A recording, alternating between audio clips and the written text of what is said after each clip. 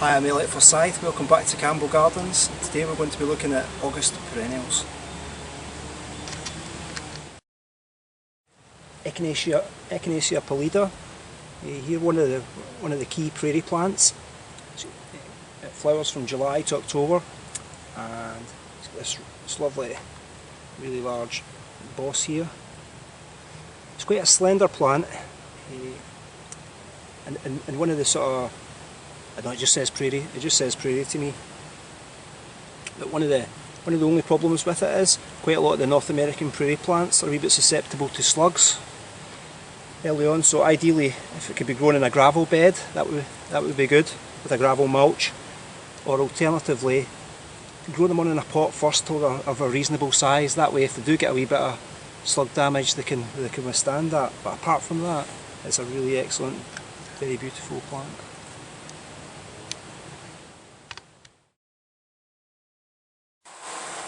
This next plant's Pendulum Pierrot venusta. It's from the prairies. It's just over 2 metres tall. I really like it because it gives you this lovely sort of foamy appearance. It's also got good strong leaves, and it looks good in bud. Again, looks good in bud to extend the season. It doesn't require any staking, and it's a good addition to any late season border. This plant here is called Francorum, and it comes from Chile. And it's an excellent perennial. Maybe not for the cold, for the real colder gardens. If you've got maybe a wet soil, you come from a colder area, it's maybe not for you. But one of the things I really like about it, apart from its nice white flowers, is its transparency. You can put it right up the front, breaking up that frontal edge, and you can just see through it to lower things maybe behind. Also, it's got these really lovely leaves, which are always looking good, and together with the good seed heads, it's a hard working plant.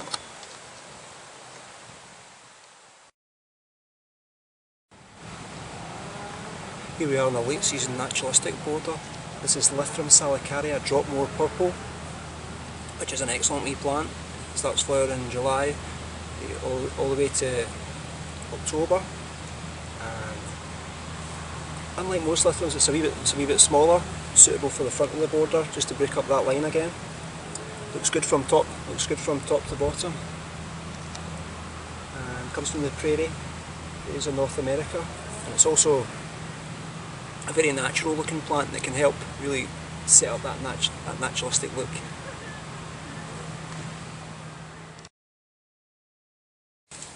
This is one of my favourite plants, Echinacea Feminum. Comes from damp meadows in the Perennials. It's about 1 metre tall, and it flowers July and August. It's got these lovely blue leaves. I find that the white flowers, it's a nice pure white. It even looks good in bud here. We're a wee bit behind at the moment in the season. I'd say about a couple of weeks. It doesn't require any staking, and it's a really low maintenance plant. Yeah, one of our key plants here at Cambo.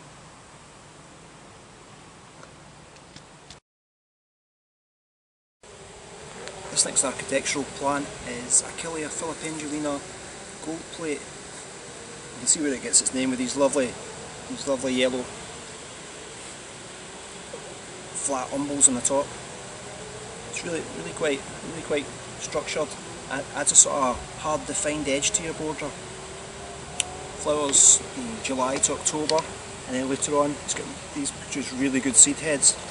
But also it's got these really fine leaves too, I think, which can add texture early on in the season. So all in all, it's a really hard working plant.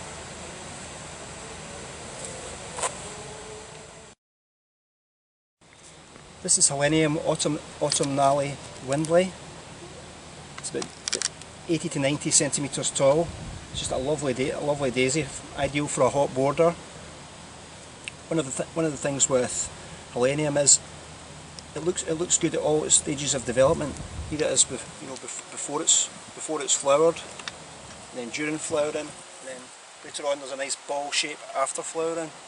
So these are all useful for extending interest. So another classic prairie plant really for the late season border.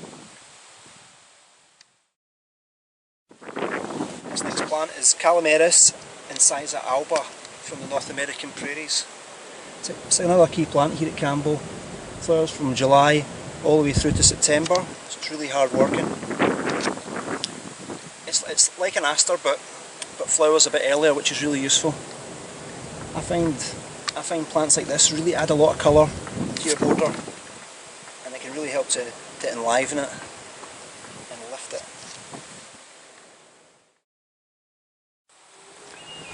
This is Echinacea polymorpha. As you can see, it's a bit of a beast. It comes in at 2 metres tall, so not for the smaller gardens. But if you've got the space, it's excellent. It stands up on its own, doesn't require any staking.